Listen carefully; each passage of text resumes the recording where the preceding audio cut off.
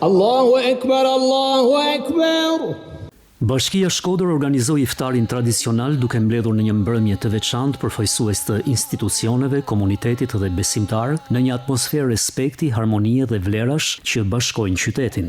Ky aktivitet, tashmë një traditë e përvitshme, vjen në kuadër të muajit të shenjtë të Ramazanit, një periudhë që rikujton rëndësinë e solidaritetit, mirëkuptimit dhe përkushtimit ndaj njëri tjetrit. Në këtë frymë të pranishmit ndan momente reflektimi dhe bashkimi, duke theksuar rolin e vlerave në forcimin e komunitetit. Traditë e mrekullueshme kjo e iftarit, ku rrim me njëri tjetrin, flasim, bisedojmë, ku ndajmë dashuri e mirësi për njëri tjetrin, në traditat më të bukura që ka Shkodra, në traditën e harmonisë. Fjalimi më i bukur është një iftar i bukur dhe i mirë, fjalimi më i bukur është ndarja e dashurisë mes njëri tjetrit në këtë tavolinë përbashkët të këtij iftari që jemi sot.